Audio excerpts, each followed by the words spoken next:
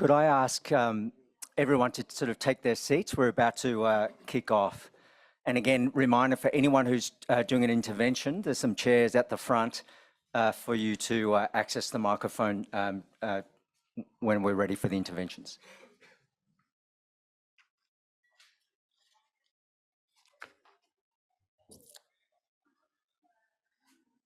Okay, good morning, ladies and gentlemen, and welcome.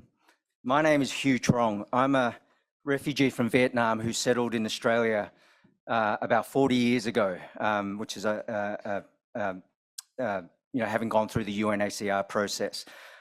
I'm the chair of the Australian Minister for Immigration's Refugee Economic Participation Advisory Committee, and I'm also the founder of a social enterprise providing support to refugees for economic inclusion. Today, I'm going to narrate the story of refugee labour mobility, and we've got a fantastic panel up here who are all actors in that refugee journey on labour mobility. This is a story of at least 1,500 refugees so far, but it needs to be a story for tens of thousands. We need more mobility as a critical feature of the success of the Global Compact on Refugees, straddling its objectives 2 and 3 on self-reliance and third-party solutions. It's a win-win solution for all involved, including refugees, employers, communities, and the country as a whole. There are many actors along this journey, a number of whom are gathered here today.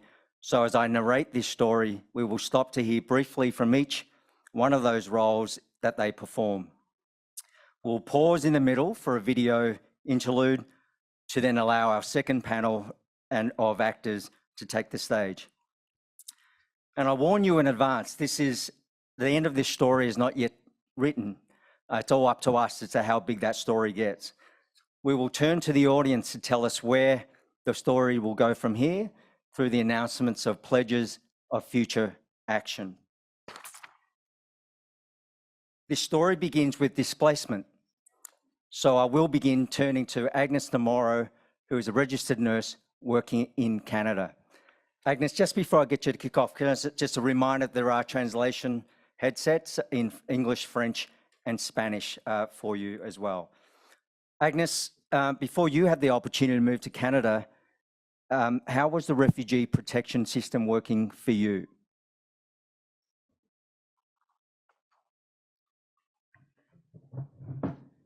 Thank you for that. Good morning, ladies and gentlemen. My name is Agnes Lomoro. I am a former refugee from South Sudan. About 10 years ago, I would never have imagined that I would be seen as anything other than a refugee. The refugee protection systems were all about my vulnerabilities, not about my abilities and aspirations. Even while I was in nursing school, I saw my Kenyan peers presented with so many opportunities in life and work opportunities, even economic mobilities, that I was not able to access as a refugee. This was so disempowering for me to work so hard to escape the framing as a vulnerable refugee, and yet being met by all these roadblocks along my way just because of my status as a refugee. I can even remember I could not, for instance, get a full-time employment because of my refugee identification documents. So labor mobility got me at the start of my career, but I was already at the verge of giving up. So I'm just here to say that labor mobility has the potential to impact the lives of not only the refugee communities, but also the hosting and the destination countries. There are, however, still barriers that we need to, the barriers to access that we still need to work with. However, we cannot undermine the power of supports that have already been put in place, like those I was able to access through Refugee Point and the partners. For me, that time, the biggest one was financial support that was able to help me with the application needs and also support my settlement in Canada.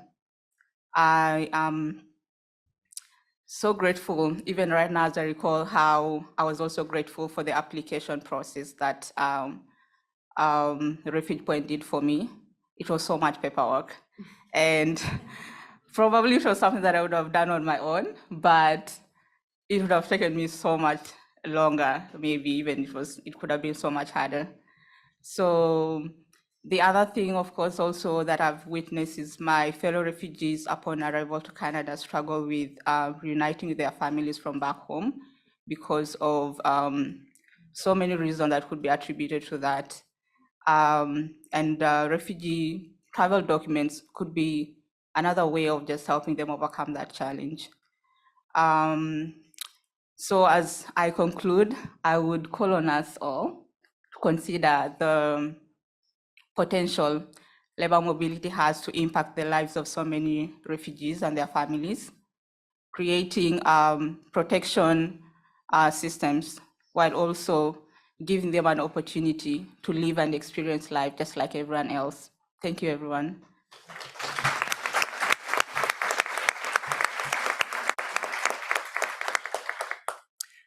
Thank you, Agnes.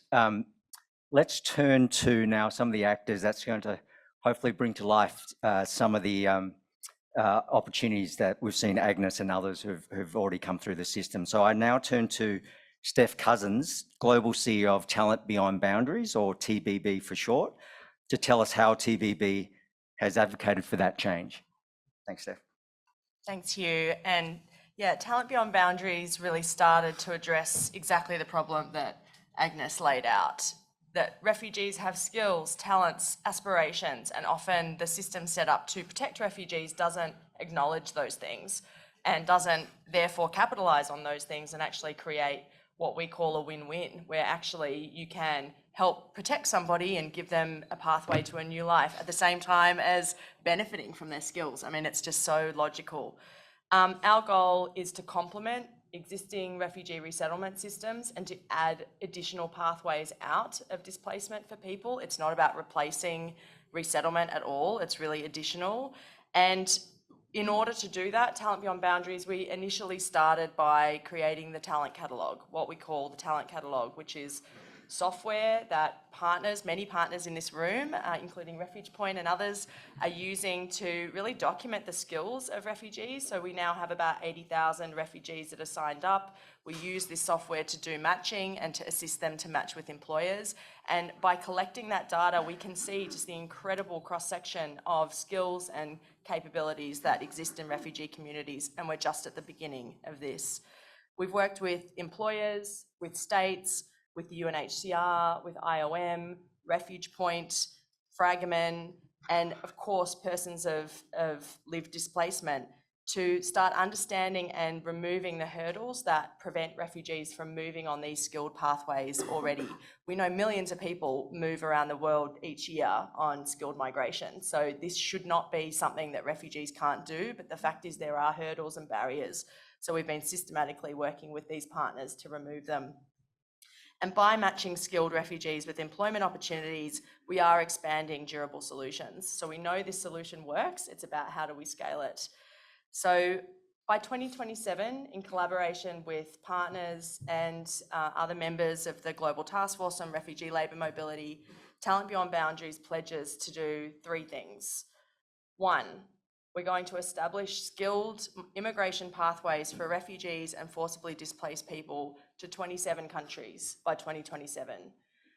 2, we will assist at least 15,000 displaced people to migrate on these pathways in that time.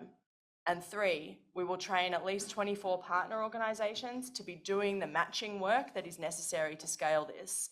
And of course, by doing that training and working with those partners, we will also learn from what they're doing. Let me be clear, partnerships are absolutely critical to scaling this solution. So in addition to our pledges as TBB, We will also support the ecosystem of partners that are coming on board to do this work in a number of ways, providing guidance to governments who are looking to set up their own labour mobility programs, dedicated assistance to companies who want to hire refugees, actually finding incredibly talented people like Agnes and bringing them into the workforce. We will publicly report on results because we all need to be learning about what we're doing, and we'll share that knowledge and policy advice on how to actually scale this work. We'll provide partners with free access to the talent catalogue so that everybody can use this tool as they like. Sorry, Steph.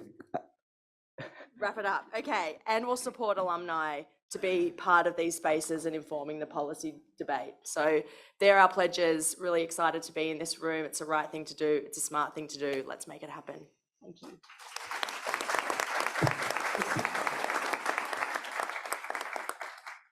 Thank you, Steph. Let's move on to Sasha Chanoff.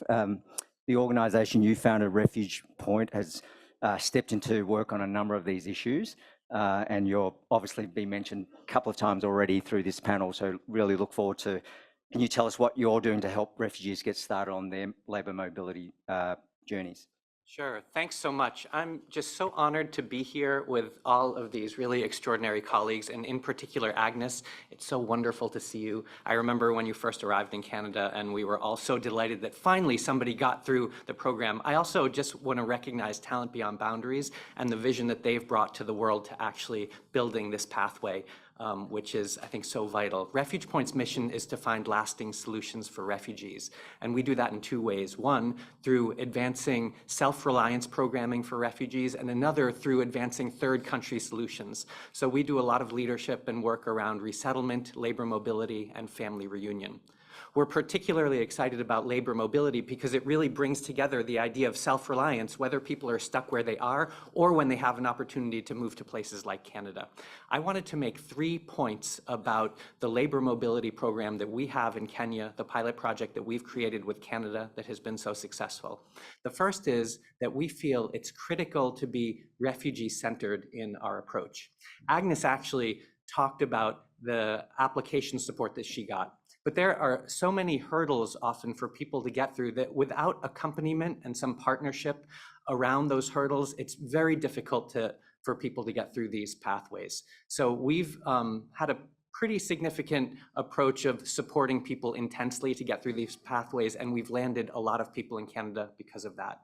2, we feel that it's critical to center the leadership and voices of refugees themselves in all the solutions. In terms of labor mobility, what that's meant for us is that we've hired Bahati Maganjo, one of the first people accompanying Agnes to arrive in Canada, and she now represents Refuge Point on the Global Task Force, and she's also helped to launch the task force's Refugee Advisory Committee with Talent Beyond Boundaries and IRCC, and she is an absolute inspiration. And 3, we found that private funding is absolutely critical when you're thinking about innovation and launching new programs. And for Refuge Point, we would not have been able to do what we have done without the support from the Shapiro Family Foundation and the Landry Family Foundation.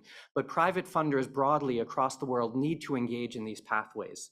And lastly, I wanted to just make kind of a more personal point, and it follows on what you said, Agnes, that this is something that is inherently rooted in the dignity of people.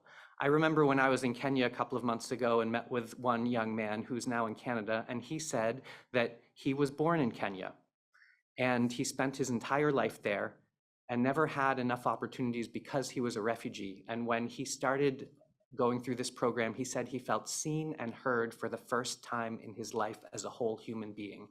This approach is rooted in dignity like no other, and is so essential for all of us to recognize that. Thank you very much.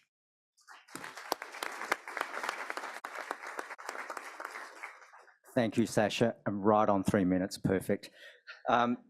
We know we have a pool of talent on the supply side and organisations working to help make links to different employers. So turning to Anthony Catlow, who's the International Regional Director of NHS professionals in England, North, Scotland and Northern Ireland. Mr. Mr. Cutlow, the NHS has hired more refugees than any other employer through refugee labour mobility pathways to date. Congratulations. What can you tell us about demand for refugee talent? Yeah, absolutely, and really excited to be here. And probably not a surprise to anyone in the room that the UK has a huge issue with vacancies in the NHS. So you'll hear numbers like 40,000 nurse vacancies, 12,000 doctors vacancies, and thousands of allied health professional vacancies. And international ethical recruitment has been a large part of what we've done in the UK for a long time. And what can be more ethical than recruiting and supporting refugees who have them skills to come and work in the UK? And we started off with a number of pilots to begin with a few years ago with the Department of Health and Social Care, NHS England North West, NHS England and Improvement, and the Nursing and Midwifery Council in the UK. We're very lucky to have a very centralised system for recruitment, and because of that system and because of the amazing work with Talent Beyond Boundaries, we've actually helped over 200 nurses in particular arrive in the UK from these pilot programmes, and they're now working within the NHS system and living their lives in the UK and hopefully having a big impact where they are currently at the moment. But that's where NHS Professionals became involved. So NHS Professionals is actually a private organisation, but we are wholly owned by the Department of Health and Social Care in the UK, and our aim is to support the NHS with their workforce capacity. So where there is demand, we will try to supply. And when we heard about the pilot programs with Talent Beyond Boundaries and the other organisations working on displaced talent, we knew we had to become involved for two reasons. The first one, that this is a highly ethical recruitment channel for us to be involved in, and the second is that there is demand, and our core purpose as an organisation is to fill that demand. And since then, obviously, we've had over 200 arrivals, and we also have 30 nurses that are arriving to the UK this coming January. And to that end, we want to make a couple of pledges here today. The first is that we want to continue and scale this programme, particularly for nurses, as that's where the highest vacancy rate is. But we would also like to expand this programme to other healthcare professionals, including doctors, allied health professionals, and hopefully in the not too distant future into some of the non-clinical roles that we also have large vacancy rates for in the NHS in the UK. Thank you.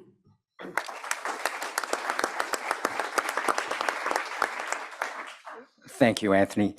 Moving on to our next part of our journey is Doug Stevens, who's hired refugees to work in elder care for the McLeod Group in Nova Scotia, Canada.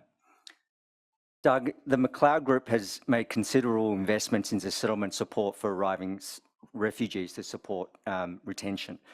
Would you please tell us about the investments you have made, the return on that investment for your business and your community? Thank you. Here representing McLeod Group Health Services, we own and operate 14 locations in Atlantic Canada. We employ about 1,100 employees and care for about 800 residents on any given day. We're thrilled to be part of a project that we've hired 56 or made 56 job offers to refugees that are currently displaced skilled workers, and the key word for us is skilled. These are skilled workers that are currently residing in Kenya and Jordan. Our partners for this project has been Refuge Point, TBB, and the Shabiro Foundation, with the bulk of these workers going to Mahone Bay Nursing Home, one of our new sites in Nova Scotia. We knew we knew how to do the recruitment piece, but it was the settlement piece and the supports that was needed that we felt we needed to bring forward and advance our knowledge onto. So we decided to implement 5 or 6 steps that we feel are key to our success. The first, we did travel to Kenya and Jordan to meet the candidates, to understand some of the conditions, some of the work, the locations they're coming from, just to understand, to better support the candidates upon arrival. We, early on in the project, we hired an immigration consultant that allowed us to navigate the immigration system, but also was a key contact for our candidates and our NGO partners that were helping us through that process. We hired a settlement coordinator, a new position to our organization. There are settlement support services in our province, but we felt with this large cohort, we felt it was important for us to have dedicated supports to that candidate. So we hired prior to arrival. They spent most of that time engaging with the community. We had a small community. When I talk about Mahone Bay, it's 1,000 residents. We had engagement sessions that we were getting 80 to 100 residents coming out to this session, wanting to learn, wanting to understand what the project was about. We also spent some time with our staff and our management at those sites in regards to creating welcoming workplaces, diversity and equity inclusion training, trying to understand what the project is about. The settlement coordinator then was our key contact on arrival. So we have started to do arrivals in October and in November. We have 15 have arrived so far. And she has been working with the candidates from everything from getting kids set up in school to getting social insurance numbers to be able to work, healthcare numbers. So we felt the settlement support coordinator was a clinical or a crucial role. Another piece that we did was a clinical education provider, where they would provide the clinical support for the candidates to learn the practices in Nova Scotia, but also to help them with certification. Housing was another key component. We purchased housing and to provide temporary housing, but also a longer term temporary besides the 1 month that we were part of our contract with our providers. And transportation was another key area where we provided transportation in the rural communities for them to get to and from activities that they needed. Thank you, Doug. I really didn't think you want to eat into the minister's time sitting next to you.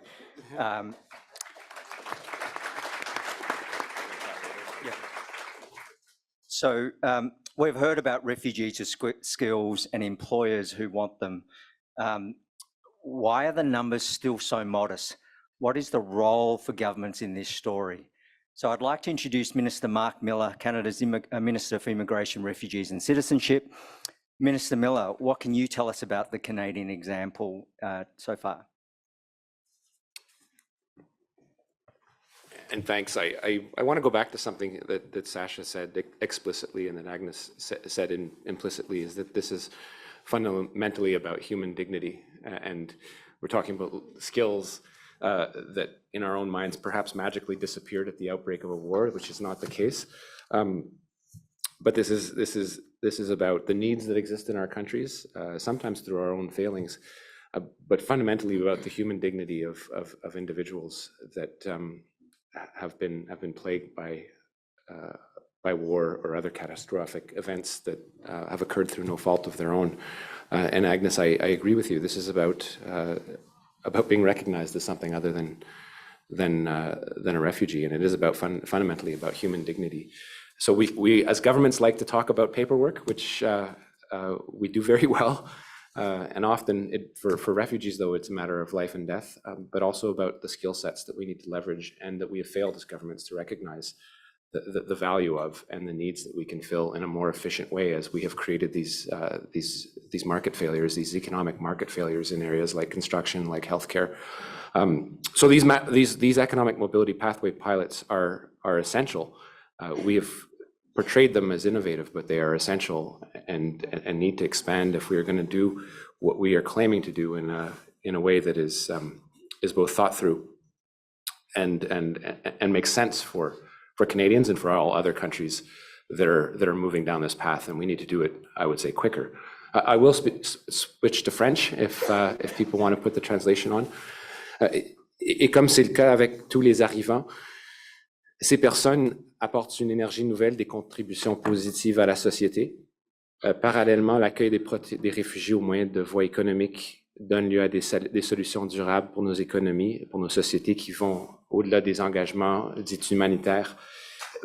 C'est pourquoi le Canada est déterminé à élargir son projet sur la voie d'accès à la mobilité économique et à en faire un programme d'immigration permanent d'ici 2025. Et deuxièmement, nous explorons également une nouvelle voie complémentaire axée sur l'éducation en particulier, à l'intention des étudiants réfugiés et déplacés. Cette approche va nous permettre à tirer parti des réfugiés qualifiés dans notre marché de travail. C'est essentiel à l'épanouissement de notre société, mais aussi à contribuer au perfectionnement de ces réfugiés.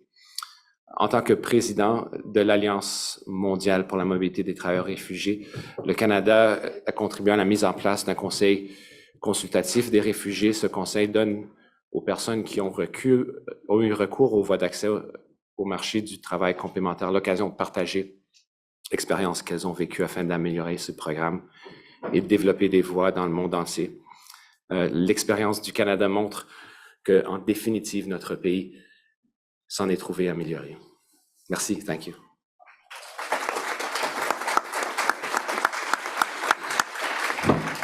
Thank you, Minister. Just before I go to our next speaker, Sasha, you just want to jump in very quickly for about 10, 15 seconds on? I was so inspired by the idea of dignity that I omitted Refuge Point's pledge. Refuge Point pledges to expand our labor mobility program beyond Nairobi to new locations with new partners, and particularly by linking them to skills building programs. We aim to support thousands of refugees in the coming 4 years and many more beyond that. Thank you so much, Mr. Chair. Thank you, Sasha. That was a worthwhile intervention. Moving on to our next final speaker on the panel. The question is there a role for refugee hosting countries along this journey? So I would like to bring Mr. Goodson Sinyenga, Zambia's Director of Home Affairs, Research and Information Department, into our story. Mr. Sinyenga, what has been Zambia's role and experience, and what does refugee labour mobility mean for you? Thank you very much, Moderator. The Zambian government has continued to implement the open border policy to asylum seekers and all persons that have been displaced. And for this, we are calling upon the whole globe, the United Nations family, to rally behind and share the burden of and responsibility of looking after the refugees in our country. The government of Zambia also recognizes the potential that the refugees have to contribute to our national economy. And because of this, the government has started embarking on a model called the modernization of refugees, host community and settlement approach, which is intended to bring massive investments in one of the largest refugee settlement called Meheba. It's the size of Singapore. With this investment, we envisage that the refugees will be working side by side with host communities. Yes, refugees, when they flee their countries in search of safety and peace, they also look for employment opportunities in the host countries. However, unfortunately, the Zambian economy is a very small economy. It may not be able to absorb all the refugees that are looking for employment, and hence the third country employment solution. And the government, what it's doing to facilitate refugees' labor mobility across our national border is that we've started issuing out a machine-readable travel document called the United Nations Conventional Travel Document to all deserving refugees that want to pursue either study or look for employment and indeed business opportunities in third countries. This we've been doing to date from 2019 when we last had the Global Impact Compact Summit. We've issued about 4,889 passports to refugees and facilitating their travel to third party countries. And currently we even have students under UNICO who are pursuing various studies in Italy, and they were facilitated with this travel document. Government has also continued to issue urban cards, which facilitate the refugees to stay and work in urban areas and also pursue secondary as well as tertiary education. We have TVET schools that provide skills training to both refugees as well as Zambians. And most of these refugees have since been employed in some of our industry, including our mines in Northwestern Province. Government has also participated on the UNESCO Qualification Passport Program, where the qualifications of these refugees are now being recognized across our industries and indeed even in foreign countries. Some of the 10 students that I mentioned earlier on had acquired the UNESCO Qualification Passport, and they're able to pursue study at master's levels in Italy. And we have continued with this. And the only thing we can ask for is that countries start recognizing our travel document, which is already under ICAO, and also recognize the UQP qualifications that refugees have as legitimate qualifications. Thank you.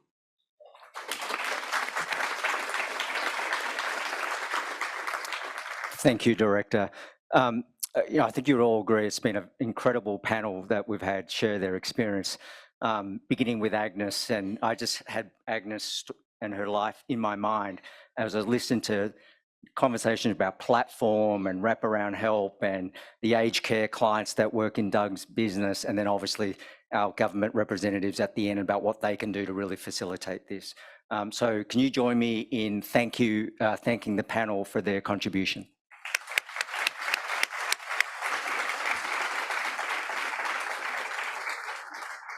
There's going to be a very brief intermission whilst we show a video of the labour mobility journey. And then during that time, could I ask the next panel to come on stage so that we can keep the program going. You can see I'm under a lot of pressure from the organisers to keep things moving. Thank you.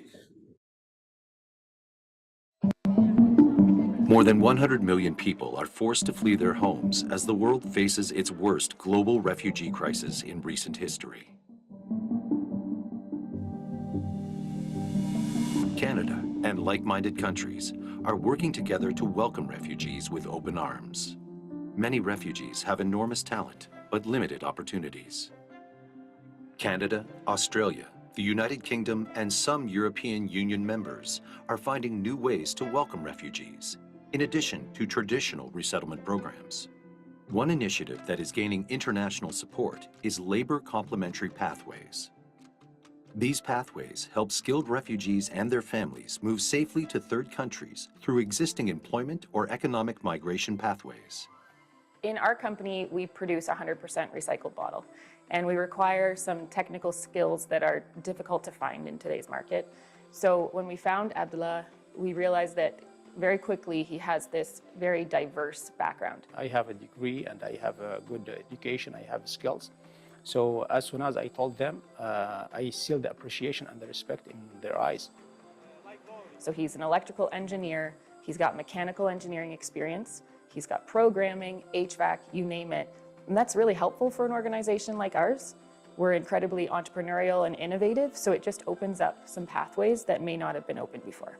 These pathways work because everyone involved benefits. Canada and Australia, along with employers across different industries, are pioneering and championing the growth of these pathways globally. Having people acknowledge the skills that refugees bring with them and how they can contribute to the community, to the society, is very important. And I love that we're seeing that shift through programs like labor mobility, like EMPP, that really center around what a refugee brings to the table. It meant that coming to Canada to work also meant that I was coming to build a new home. The Global Task Force on Refugee Labor Mobility was launched in April 2022, with Canada as its first chair. The task force is working with many stakeholders and refugees from around the world who have experience and interest in these initiatives. Canada's work on the task force builds on the success of its Economic Mobility Pathways Pilot, or EMPP. Australia's Skilled Refugee Labour Agreement Pilot Program offers a pathway for skilled refugees and their families to move there for work. Complementary pathways are ones that go through different routes, and for skilled refugees, which is what we're talking about today, that's a really interesting example of changing that model. So I remember how I read a post on Facebook about TBB program and how this organization helped refugees to find their dream job. Then I applied and then I moved to Australia and start working with Elegant. For the candidate, for the employer, together we are so much better because of it. It is absolutely a meaningful value exchange in both directions, and the skills enable that person to be employed on merit. These pilots aren't the only ones. Some EU members, as well as the United Kingdom, have one, while others are being developed around the world. But to scale these up globally, we need to learn from each other and help new pilots take root and grow. By sharing lessons learned, we can turn these pilots into permanent programs and engage more stakeholders and refugees around the world. To learn more about these pathways, visit our website.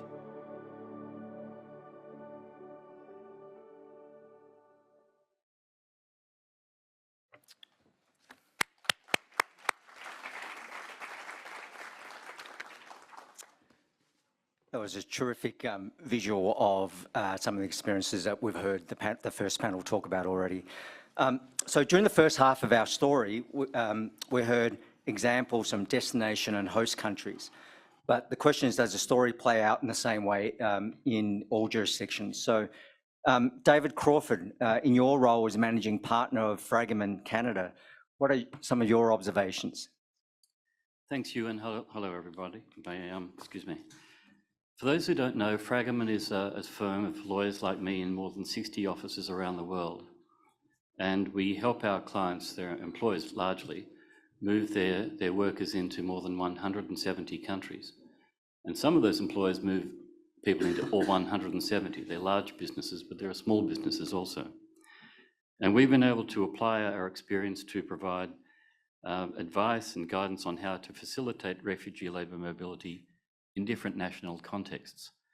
It may seem obvious to you, but if there is no legal mechanism, no visa category, no pathway, there is no labour mobility. And in some countries, some small adjustments will way things work. In other places, the changes must be much more significant. And our firm's involved in the present time through pilots and other conversations with something between 15 to 20 countries on how this can work for refugees and for employers. Because if it doesn't work in any sense, there's going to be no movement.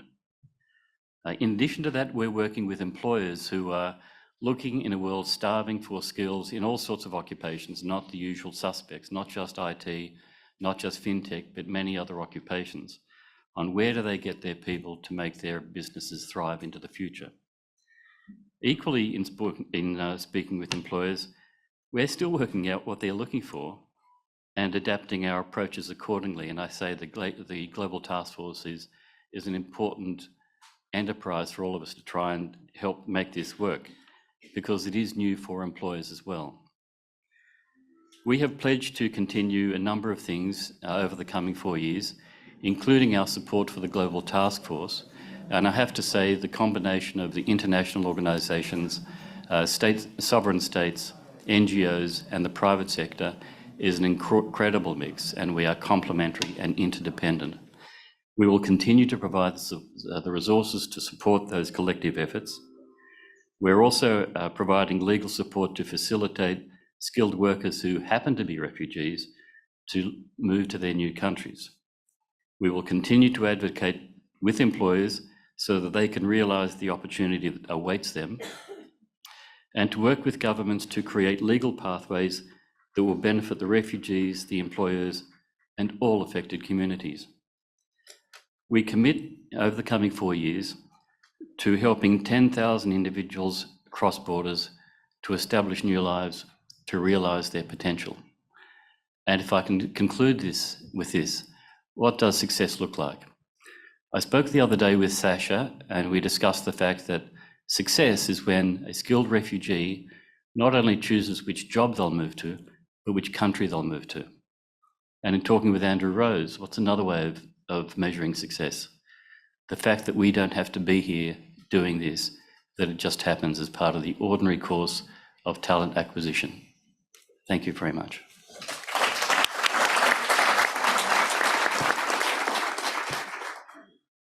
Thank you, David. As with the first panel with Agnes, I'd like to introduce Dara Al-Habti. In 2019, Dara migrated as a skilled refugee to Australia, where he now works as a staff software engineer. Importantly for today's discussion, Dara is also the co-founder of Pathway Club. Dara, once you had a job offer and a migration pathway open to you, what was the next obstacle you had to overcome, and how are you supporting other refugees with that challenge now? Thanks, Mr. Hu. Hi, everyone. So in 2018, when I got the job offer, while I was in Jordan, I was asked to do a lot of things, or a few things, to be able to apply for the Australian visa, like issuing a new passport, translating documents, performing health checks. And back then, I was living in financial hardship. So I couldn't secure the money because everyone around me was in the same situation and couldn't get a loan from any financial institutions because I didn't have the required documents, nor did I meet their criteria for a loan. So I raised that with John Cameron, the co-founder of TPP, the organization through which I obtained the job offer. And he, without any hesitation, provided the money and didn't ask to pay it back. I insisted that I will pay it back when I arrive and settle in Australia, so he can reuse it to help someone else who needs it. So that's how Pathway Club idea was born, around the pay it forward concept. As a refugee-led organization or refugee-led initiatives managed and supported by those refugees who was able to find their ways out into new lives through this complementary pathway, the labor mobility. So since it started, Pathway Club has made a few dozens of grants for refugees in the source countries, including a baker in Peru who needs the money to pay for travel costs to attend the biometric appointment, a nurse in Uganda who needs the money to pay for their French exam, and most of them in the first year have paid their grants back. So given that there's no legal restrictions on them to pay back, that tells us that refugees are really willing to help each other and support each other. So this made us to think about the power of this community around this alumni group. And that's why Pathway Club has the club part, where we aim to build and empower this community and make it more effective. So, so the members of the Pathway Club can help each other in many different ways, not just donations. So any benefactor can become or immediately becomes a lifetime member of the Pathway Club. So the money they donate will be reused over and over to help others get out. It's a lifetime investment in improving others people's lives. Thank you.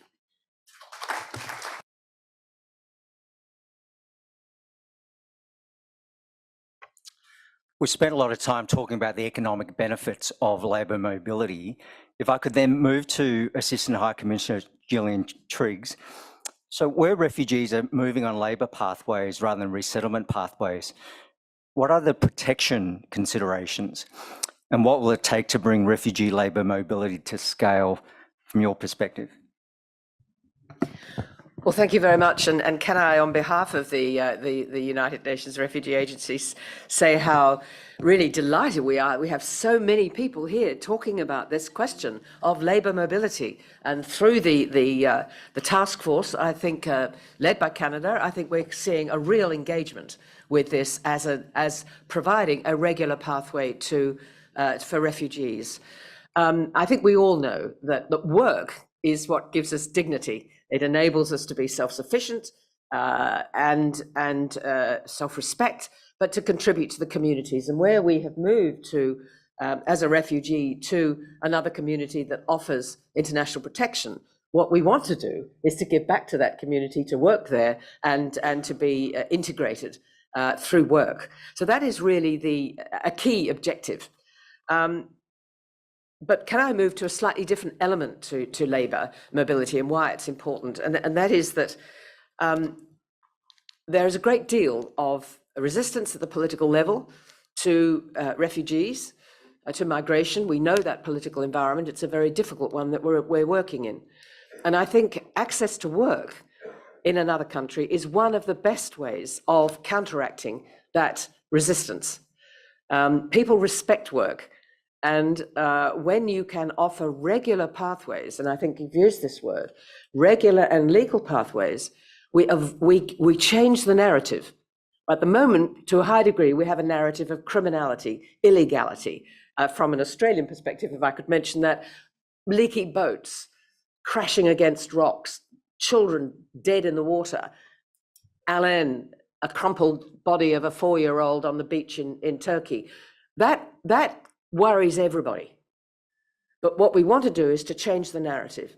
How can we provide refugees who need international protection with regular ways of moving to achieve that level of self-sufficiency? And that is really what we see at UNHCR as one of the very important aspects of the task force and the work that so many of you are doing to achieve protection. And that really, I'm coming a long way to answering your question, but that's about protection. And that's my job with UNHCR. How do we ensure that people can achieve their dignity as human beings to contribute to their societies, and they can do it through labor? I have to say that must be in addition to other opportunities. In the UN, we use a lot of language, a lot of jargon, and one of its complementary pathways. I don't think, Amy, many people are very aware of what this term means. We have to be clearer. What we're talking about is regular ways for people to contribute and to get a dignity. Can I finish by, if I may, picking up on the point of travel documents? Although we can speak at a very big level about the need for work and labour mobility, often it comes down to those technical legal questions of how you can get the documentation to enable freedom of movement. And I think that's one of the big initiatives that we would like to see developed to ensure protection in the broader sense that you're asking about. Thank you very much.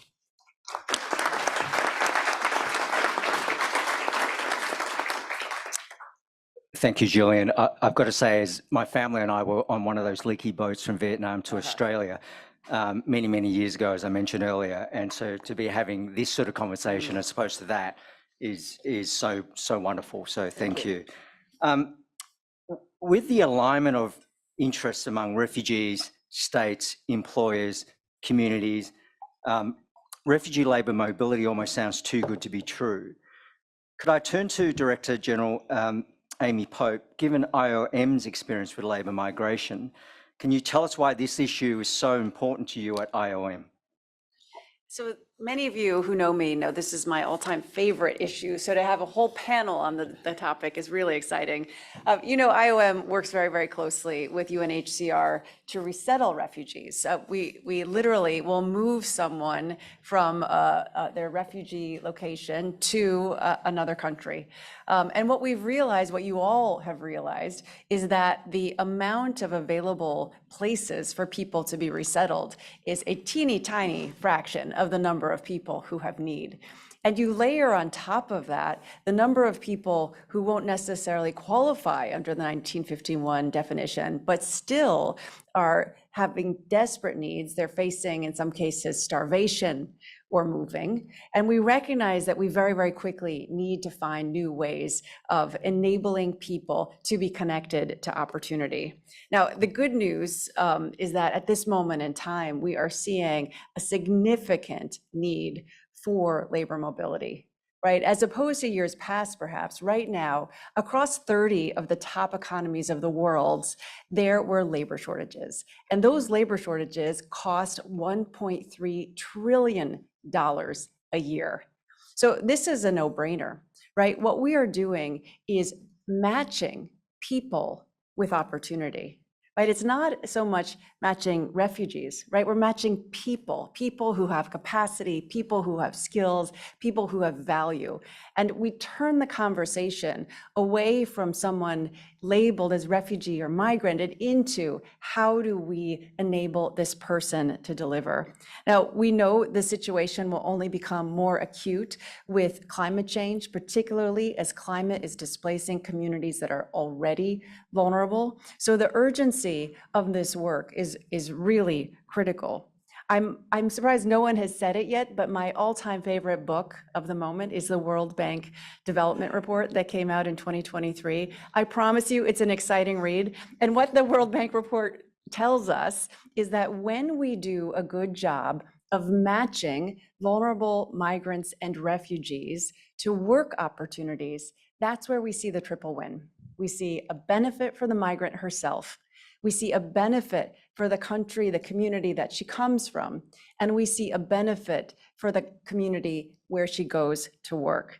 And so, ladies and gentlemen, I mean, we just need to stop wasting time. We need to quickly go from pilot to scaling up. We need to partner with anybody who wants to be working here. We have really been excited about the work that TBB has been doing and have been very, very happily working with them, but it's not enough.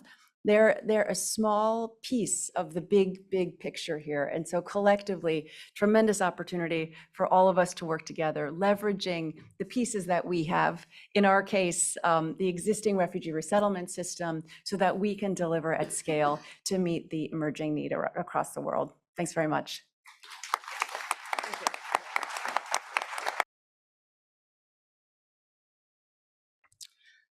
So speaking of no longer wasting time and scaling up, Amy, let's turn to Australia, who's one of the leading actors in this area. So turning to Andrew Kiley, who's the First Assistant Secretary of the Refugee, Humanitarian and Settlement Division in Australia's Department of Home Affairs. Andrew, in your view, where does the story for refugee labour mobility need to go from here? Thanks, Hugh, and thanks everyone. It's a pleasure to be here today. The interventions we've already heard today have demonstrated how far we've come in just a few short years to lay a really solid foundation. Australia has been very pleased to be one of those actors playing our part to prove that refugee labour mobility can be made a reality. So the story from here, building on the foundations we've been hearing about, has to be about scale. As everyone has said, it has to be about scale. In Australia, our first step will be to fully implement the recently expanded and extended Skilled Refugee Labour Agreement pilot, which you saw in the video earlier, delivering 500 primary visas by June 2025, together with Talent Beyond Boundaries, a wide range of Australian employers and our colleagues from Australia's Northern Territory Government who are with us today. Quick waves. But Australia's contribution is only one part of what must become a much bigger movement. Earlier this year, the inaugural Global Refugee Labour Mobility Summit demonstrated the global groundswell of support for refugee labour mobility and establishment of complementary pathways more broadly. And the steps to scale address the issues and also opportunities that we've heard about today already. We need countries of asylum and countries of destination to review their legal and policy frameworks to ensure refugees can access migration pathways. Governments have a particular responsibility to lead and to enable, to ensure the right systems are in place to support the proliferation of pathways. We need to support the issuance and acceptance of renewable, multi-use, machine-readable travel documents, which will allow refugees to travel with dignity and to return to their country of asylum as a protection against refoulement. We need to support civil society and refugee-led organisations to promote the pathways and support eligible people to access them. We need systems that talk to one another, harnessing technology to create an efficient job matching marketplace and enhancing the client journey. And anyone who's played with government IT systems probably understands that that's probably not the best thing for government to be doing. We need to align technical and vocational education training interventions for refugee populations and match them with global labour market needs. On this, the Australian government commits to implement a train-to-hire model in the Indo-Pacific, providing refugees with skills sought after in resettlement countries, improving their access to complementary pathway opportunities. And we need an increasing number of companies to hire refugees from countries of asylum. This to-do list is quite long, but I'm confident that there is growing interest globally in seeing refugee labour mobility realise its potential scale. I'm confident because of today's event. I'm confident because of the energy and excitement in the room today. Australia has committed to serve as the next chair of the Global Task Force on Refugee Labour Mobility, building on the exceptional work that Canada has already done over the last couple of years. And we look forward to working with all of you to grow refugee labour mobility globally. Thank you.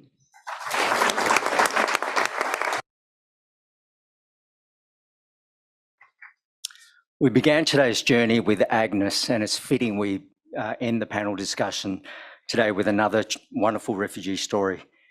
Mr. Amma Samor, you are now working in the UK as a senior coding trainer after moving through the labour mobility pathway. So having arrived at the UK, would you please share how this journey, what this journey has meant for you, how it's allowed you to give back to those who are still at the beginning of their journey? Sure. So I'll start with my story very shortly. So I'm originally Palestinian, was born and raised in Syria as a refugee, lived most of my life there as a refugee. Then after the war in Syria, I was forced to move to Turkey as a second-time refugee.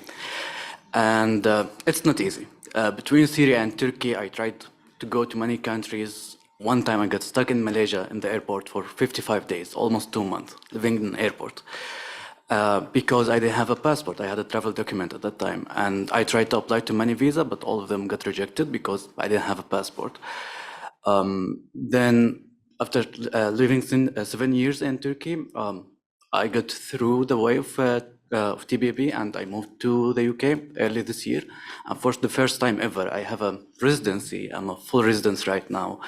And there's no special rules or special treatments for me. Some of them might give me special things or special rights, but most of them will limit my abilities.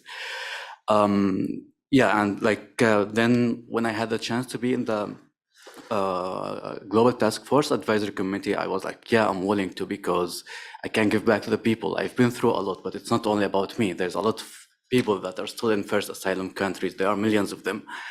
And through my work as a senior coding trainer, I'm teaching people in the Middle East on how to code, how to become web developers. And about 50% or even more of these people are refugees, like in Turkey, Jordan, Lebanon, Iraq. And I can assure you all that they are all talented, skilled, not less than any other person all over the world, but they are still waiting for a chance. And when they get a chance, they will impress you all. Yeah, so the journey wasn't very easy. It was hard, but now I feel it's paying back. And I'm trying to do whatever I can to pay back for the people. First of all, training them and building their skills in their first asylum country, and trying to tell my story and their stories to the decision makers through the advisory committee and to you all, so you might be able to help. Because when you help someone, you're not only helping him or her, you're helping them. And when they are here working as skilled worker, they are also sending monies back home to their families, so that you are helping at least a group of 4 to 5, sometimes 10 people. So there's a lot of potential, a lot of opportunities waiting for the chance, and they will impress you. Yeah, thank you.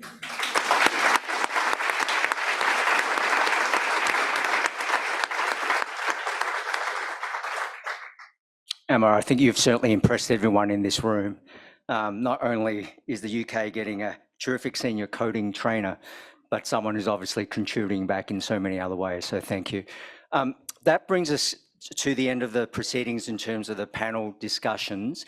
So please join me in thanking Emma and the whole panel for what they've said so far.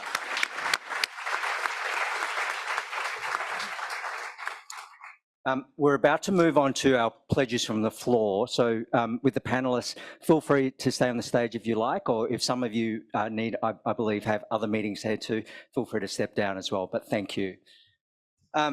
Okay, as you've heard from the panel, the themes are now about, we've had proof of concept, we've had pilots that are working well, and we've got individuals that we've heard from who are really being able to do some wonderful things around healthcare, coding, and IT. The challenge now about scale, and how do we, when you see the map on the screen of how many different countries and organizations that are, and pathways have opened up since work on the refugee labour mobility has started since 2016, there's lots of opportunities for many other actors to be involved.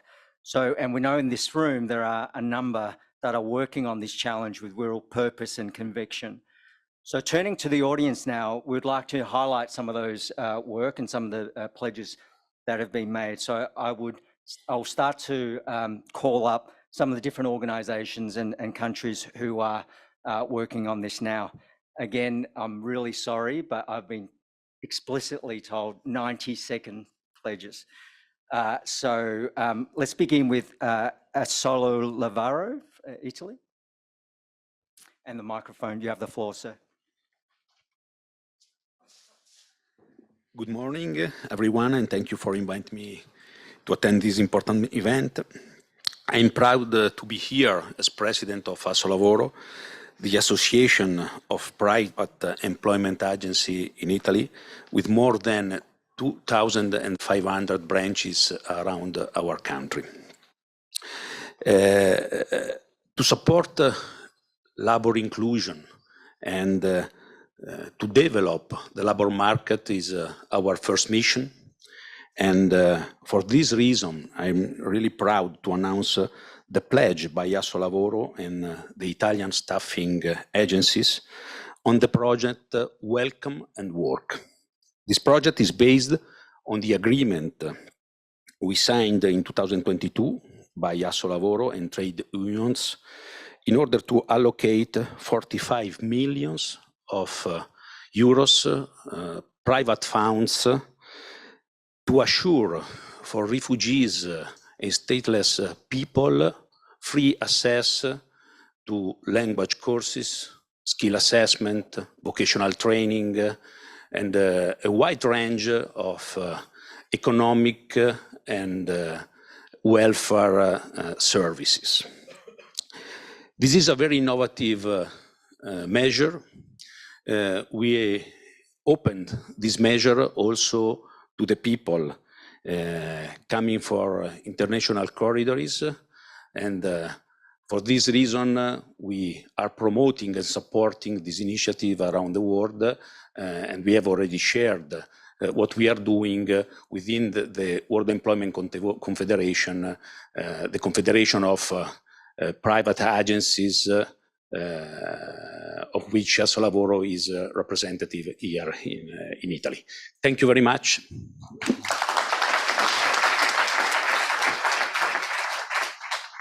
Thank you very much. Next, we have the European Commission.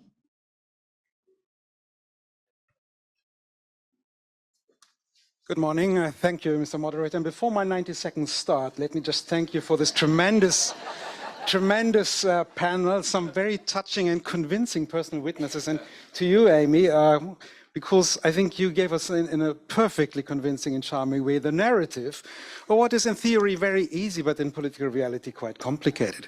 So I can already skip 50% of my speaking points because you presented them. But you called us also to turn to action. And therefore, I'm very proud to say that, yes, European Union member states, and many of our member states, of course, have a lot of labor shortage. And if you project it into the future, it's going to get worse. At the same time, we have a rising number of refugees. And as we just heard it, all of them are skilled, all of them are talented, all of them have a willingness to work. And therefore, it should be simply a triple win for refugees, for receiving countries, for employers to match these two elements. Now, we are committed to do so in the European Union, and therefore we work for some time already on opening existing legal pathways and make them even more accessible for those who are in need of protection. The European Commission has recently presented a proposal for an EU-wide talent pool, which will aim at facilitating international recruitment.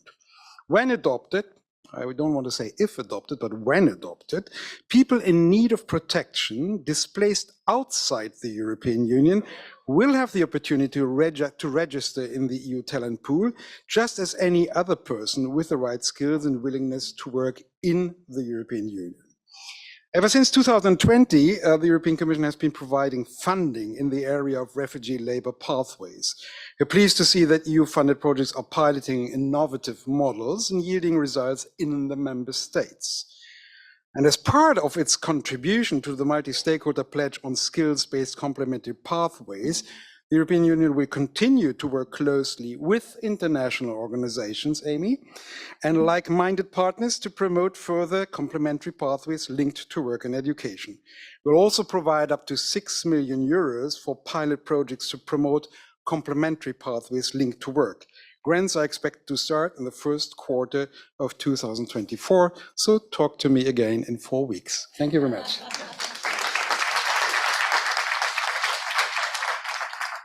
Thank you. I've just had a request to change the order slightly, so I'm going to invite the government of Italy to come up and give their pledge next. Thank you very much, moderator. And Italian government, we are convinced that developing and diversifying legal channels of migrations, expanding working permits for foreign workers represent a fundamental component of the global response. Italy has been adopting since a long time humanitarian corridors, a best practice reconciling safe and legal pathways with an orderly management of migration flows. Labor corridors are another fast developing model. For the first time, we envisage specific entry quotas for refugees and stateless persons recognized by UNHCR and local relevant authorities. It represents a new avenue for the inclusion of refugees into the Italian labor market, up to 750 beneficiaries for the years 2023-2025. At the same time, we deem it crucial to keep on supporting the activities carried out on the ground by United Nations agencies, mainly EOM and UNHCR. In particular, UNHCR has already experienced a fruitful relationship with Italian private companies.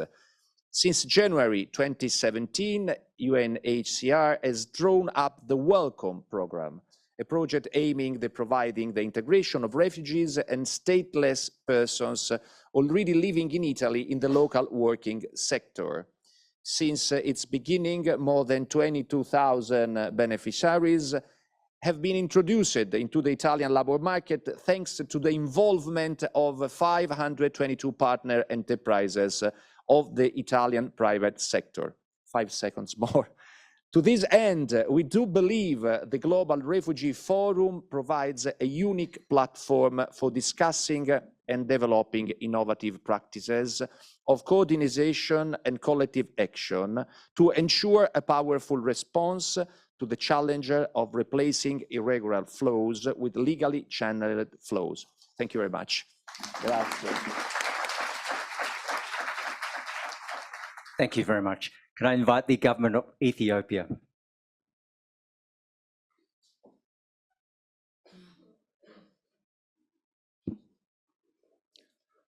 I thank you, moderator, panelists, and the speakers. I shall begin with an experience I had a few months back. I was joining a mission by from different countries, different delegates, and after 3 months, someone from that delegation, a government representative, gave me a call and asked me if it is possible in Ethiopia to have a facilitated asylum. Imagine he's a government representative some 3 months back and he's seeking for asylum just a few months later. You know, when we open doors like this, we don't know for whom we are opening that door. So I thank everybody for giving due attention to refugee labor mobility. When we think of labor mobility, we see it from the perspective of documentation. The role of documentation in our collective pursuit of durable solutions for refugees is paramount. While Ethiopia is committed to providing essential documents for refugees and asylum seekers, the demand far exceeds our resources and capacity. Despite our efforts, the service remains insufficient compared to the growing needs of refugees. As you may know, Ethiopia hosts nearly 1 million refugees. In 2019, my country pledged to strengthen documentation at the Global Refugee Forum and has since made significant progress, including in issuing refugee ID cards, providing proof of registration, registering vital events, and implementing digital system to enhance documentation services, including resident and work permits. However, we face technological challenges such as lack of infrastructure for printing, machine-readable travel documents, which hinders the quality of accessibility of documentation services. Some embassies do not accept our documents for visa issuance due to this limitation. In response to these challenges, the government of Ethiopia pledges to provide machine-readable travel documents that meet modern requirements and uphold international standards. We seek support in the areas of capacity building, infrastructure, technical support, and required material to achieve this. Ethiopia is steadfast in its commitment to providing registration and documentation services for refugees. We call upon the international community to support our additional commitments regarding refugees' labor mobility, registration, and documentation. Together, we can empower refugees with the tools they need to build a future of hope and resilience. Thank you. I'm going to call up Duolingo. I'm just going to try a different strategy. At the 75-second mark, I'm just going to do a tap on the glass so I'm not interrupting the actual. So. Oh dear. Thank you. I'm here from Duolingo. At Duolingo, we love languages, but we're sorry to say that language testing is one of the most significant barriers to refugee labor mobility. And this isn't because refugees don't know a language or don't know how to read or speak or write. It's because the typical language test for immigration costs up to 400 euros and is very difficult to access for many around the world. This is an enormous challenge for any migrant, and of course, an especially significant challenge for refugees. As a company founded by migrants, Duolingo is hoping to eliminate this barrier. Our pledge is very simple and very short and concrete. Together with TPB, for every refugee within TPB's programs, we pledge to provide them with all of the language testing that they need for free for labor mobility.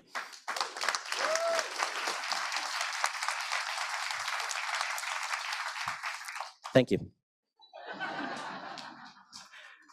Thank you. That was a terrific pledge, and I love the triple speed speaking. So can I invite the government of Spain?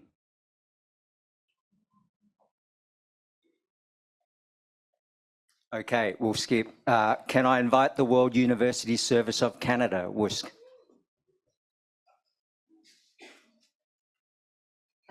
Hello, good morning, and really glad to be here and speaking on behalf of WUSC, and really excited to hear the commitment of Canada and Minister making today of making the Employment Mobility Pathways project not only a pilot, but a sustainable pathways for refugee mobility to Canada, so really exciting.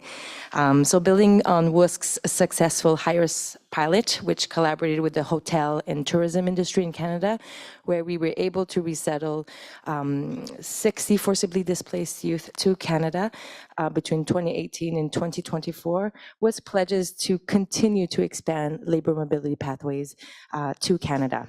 We will contribute to this goal by mobilizing employers to secure additional labor opportunities in Canada, by linking qualified refugees youth with employment opportunities in Canada, and by identifying and referring refugees to labor mobility pathways in Canada and elsewhere, and most importantly, investing in initiatives that support the expansion of labor mobility pathways and refugee self-reliance. Thank you very much. Thank you, that was terrific. Can I invite the government of Germany? Thank you all very much to the panel. The German government is committed to stepping up efforts to promote refugee labor mobility to Germany. I think it's fair to say it's not an easy undertaking, but we're really making progress here. And the German Development Ministry has decided to join the Refugee Labor Mobility Network. We have also recently intensified discussions within the government and with international partners on refugee labor mobility to Germany within our legally existing framework. German development cooperation has long-standing experience, cooperation structures, and networks with partner countries that can support this process. We have been enabling refugees from host communities to lead independent and dignified lives for many years. For example, through cash for work measures, education measures, training and job placement programs. We also support a number of partner countries, including several on the main hosting countries for refugees, in establishing development-oriented approaches to regular labor migration. This complements efforts by the German government to attract and recruit, and it has been discussed here over again, to recruit skilled workers in third countries. So, ladies and gentlemen, we therefore commit to working with our partner governments to examine possibilities for combining this engagement to promote the labor mobility of refugees. And again, thank you all very much. Thank you. Can I invite the government of Burkina Faso? Merci beaucoup, Monsieur le modérateur, Mesdames et Messieurs les panélistes. Le Burkina Faso salue l'initiative de ce panel, d'abord parce que la thématique est très importante, mais aussi dans la mesure où la délivrance des documents aux réfugiés constitue un moyen de protection internationale et d'accès aux solutions durables. La délivrance du titre de voyage de la Convention aux réfugiés, par exemple, constitue un moyen qui peut aider à faciliter l'accès des réfugiés à beaucoup d'opportunités, notamment à l'emploi. Au Burkina Faso, tout réfugié reconnu a le droit de disposer, à travers les services de l'immigration, de ce titre de voyage pour la Convention. Il est biométrique et répond aux normes internationales et communautaires en la matière. À l'occasion de ce deuxième forum mondial sur les réfugiés, le Burkina Faso a pris l'engagement d'adopter d'ici décembre 2024 un décret portant réglementation des documents de voyage. Dans ce sens, les négociations ont permis de relever le délai de validité du titre de voyage de la Convention à 5 ans. Nous avons constaté en effet que la durée de validité de 1 an du titre de voyage est inopérante en termes de facilitation des déplacements et d'établissement temporaire des réfugiés dans d'autres pays, d'où la nécessité de lui accorder une durée de validité plus longue. Ce prolongement de la durée de validité du titre de voyage garanti par l'État burkinabé est une mesure administrative qui, à notre avis, doit faciliter l'effectivité de voies complémentaires permettant aux réfugiés d'avoir des opportunités en matière d'éducation, d'apprentissage et d'emploi dans de pays tiers. La prise de cet engagement traduit la volonté du gouvernement d'améliorer les conditions de vie des réfugiés en leur offrant des voies plus de voies dans leur désir d'autonomisation. Je vous remercie.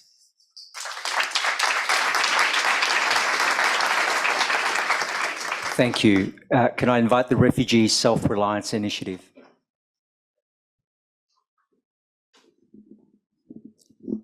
Thank you.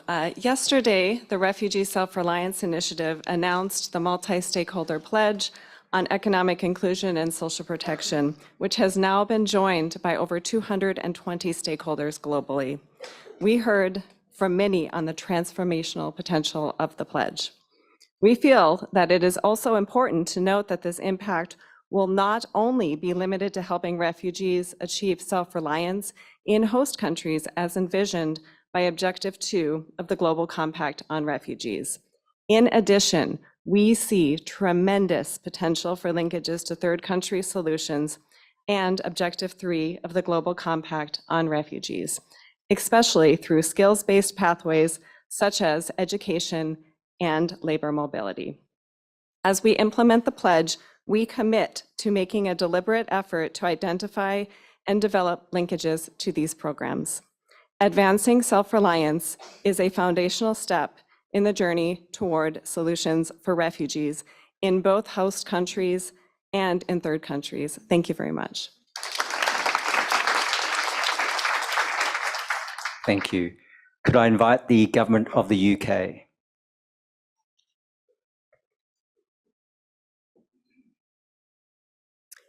Hello, thank you. The UK currently operates 2 labour mobility initiatives, healthcare, which you've heard about on the panel, and displaced talent. In displaced talent, we've welcomed nearly 250 talented individuals to come and work in the UK on skilled worker visas. They have come to healthcare, technology, engineering, legal services, and construction. And I'm delighted to announce through our pledge today that the UK is committed to supporting displaced individuals into employment through the skilled worker route. This pledge will continue to boost labour mobility and increase access to the UK's skilled worker route, helping displaced candidates and helping their families to rebuild their lives in the UK. Thank you. Thank you. Can I invite the government of Guatemala?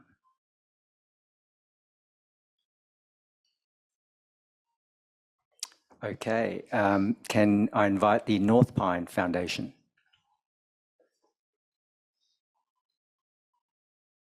This just gives more time to the next set of pledges, actually. Oh, I'm sorry. Hello, my name is Bayan Khatib. I'm the Impact Director of the Refugee Portfolio at the North Pine Foundation. North Pine is a philanthropy foundation with a focus on creating better outcomes for refugees in Canada. I'm very excited to pledge that North Pine will invest $1 million in Talent Beyond Boundaries to bring 450 skilled refugees to Canada. Our funding will allow Talent Beyond Boundaries to trial 3 streams within the EMPP, working with big employers such as those in healthcare and construction, working with diaspora-run small businesses, and third is the no job offer stream, where we get to bring highly skilled refugees to Canada without a job offer, but with the commitment to help them find work as soon as they arrive. Our vision is for the Canadian government to turn EMPP into a permanent policy, which would make Canada the first country globally to have a permanent labor mobility program. Thank you.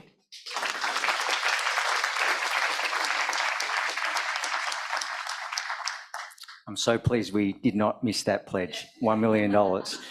Can I invite the government of the United States? Thank you. It's a tough act to follow. Thank you all so much, particularly for those who have been leading the way on refugee labor mobility. The United States has greatly benefited from your experience and expertise as we work to develop our own new dedicated program to connect refugees to labor opportunities. As part of our pledge at the Global Refugee Forum, I'm pleased to announce that early next year, we'll be launching the Welcome Corps at Work, a new refugee labor sponsorship program embedded within our new Welcome Corps private sponsorship program. We are grateful to the International Rescue Committee and Talent Beyond Boundaries for being our implementing partners on this exciting adventure. Through this program, the refugees will be matched with job opportunities, job offers from employers in key U.S. industries, such as hospitality, healthcare, and technology.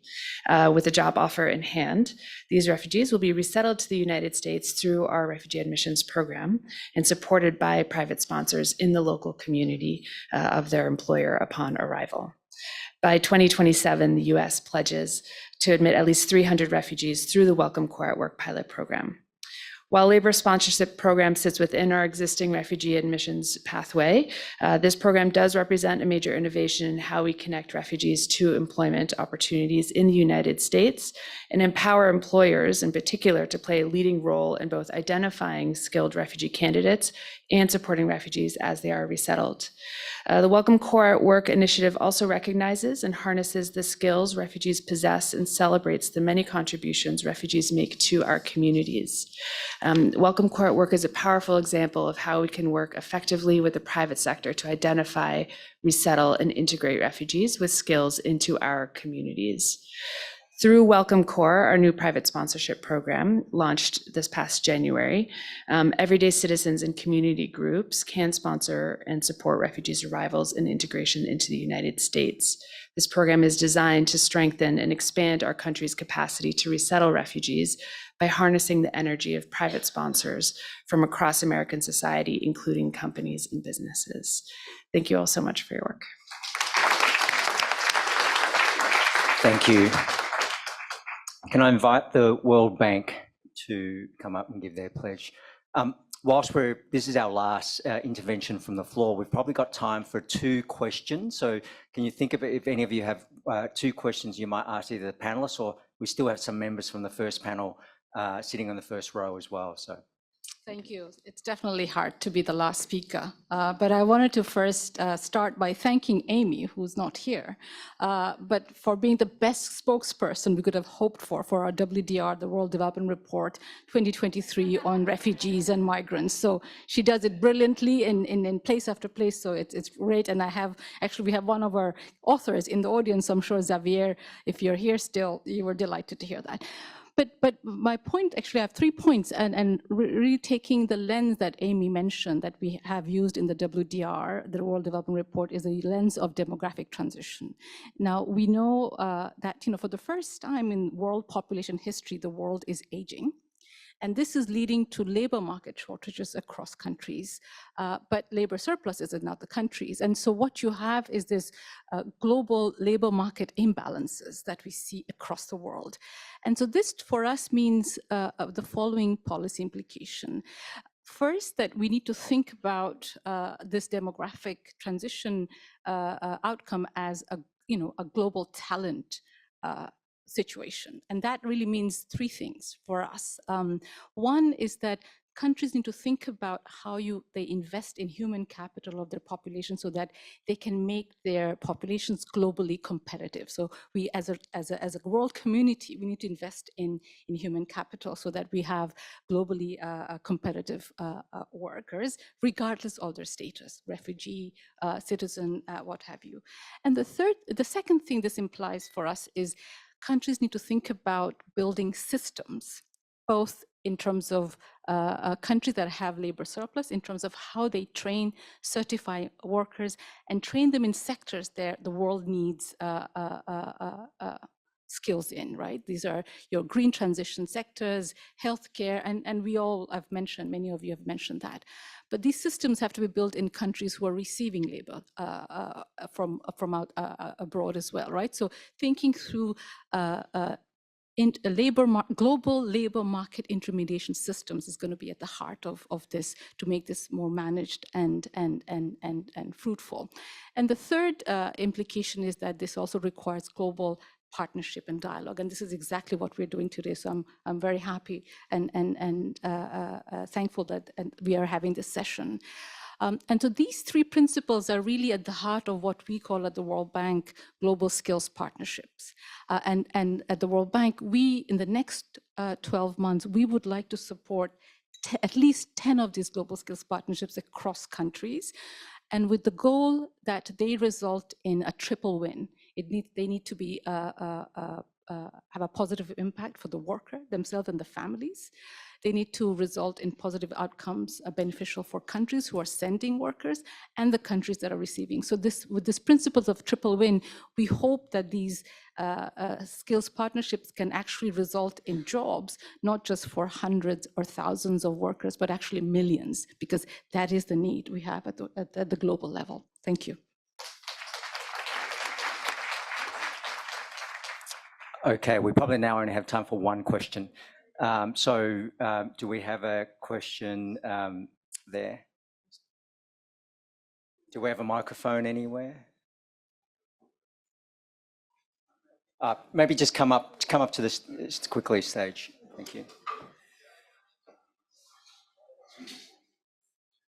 Thank you very much. I have 1 question from Australia, Canada, and also TPP. There's a lot of company in Australia, they want to sponsor refugee, but the English requirement is very high. So we don't need that much English. Is there any flexibility? So if they come to Australia, and then we can train too, because there's a lot of refugees, they're struggling, they have a lot of trauma. They don't have that resource and also mentality to get ready for this level of IELTS 4.5. Thank you. Did anyone want to comment on that specifically? I can just do it quickly. So, as we've heard from a few different speakers, the ability to grow to scale really involves looking at the legal frameworks that different countries have, and the ability for those frameworks to be flexible enough to support individuals moving to countries to take up job opportunities. That includes things like language requirements and skills requirements, amongst others. That's something that we'll need to collectively work through together to ensure that flexibility exists to support the movement of individuals. Okay, thank you. Quick question. is working. Thank you very much for allowing me to speak. I'm from the International Labour Organization. So this is an area we're following, we're interested in.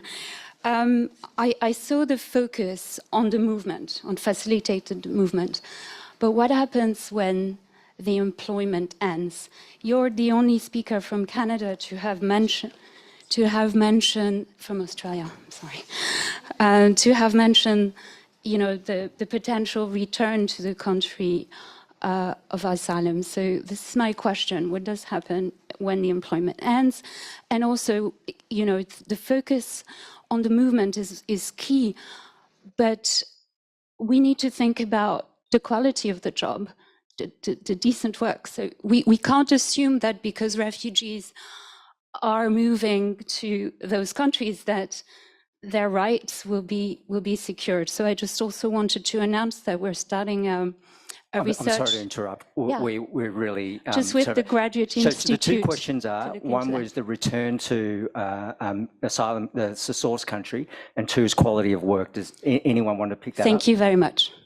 Happy to discuss further. So yeah, I think it's very vital in the design of these programs that freedom of movement is built in. There's a pathway to permanence, but also the ability to be able to travel post-arrival in the destination country. So that's very much baked into the design work that we do with governments, and certainly it's baked into all of the pilots that exist at the moment. Gosh, what was the second question? Quality of work. Oh, quality. Okay. So yeah, also very, very vital in the design of pilot programs that lead to permanent programs. And that's something that we do work with both governments, but also unions on. I mean, union discussions are part of this as well, just to make sure that the settings are right with the program. So yeah, I think that this is actually a role that Talent Beyond Boundaries can play to any new governments coming into the space wanting to design pilot programs, and certainly we'd work with others as well. Just on the language question, I would say we are encouraging governments always to pursue innovative solutions to this. I think the Duolingo pledge just shows the potential of even working with an online test facility rather than a physical test provider that costs a lot of money and often is unsafe for refugees to get to. So yeah, we've been working with the Australian government on innovations in that space. And I think, yeah, as we learn, we kind of figure out what is the right threshold actually for the industry required. Is it that level, or maybe depending on the job, it could be lower? And I think we just encourage governments to continue innovating in that space as well. Thank you, Steph. That brings to a close this side event, focus on refugee labour mobility. Given the topic we've discussed, it seems a shame to call it a side event. It's obviously such a great potential to help address the broader humanitarian challenge we have. Our collective challenge is to grow safe refugee labour mobility to scale, to provide refugees with self-agency, and to enable them to create their own futures. We have a goal of 200,000 refugees arriving on labour mobility and education pathways in 5 years' time.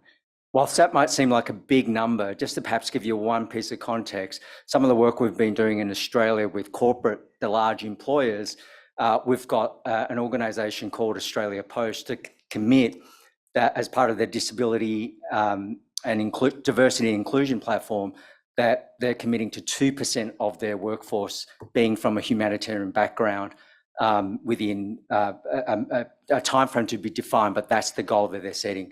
So they employ 80,000 people, so that's about 4,000 roles from just one organisation. So 200,000 seems like a big number, but it isn't really in the context of the corporate need. Would you join me in just thanking all the panellists and all the interventions we've had from the floor?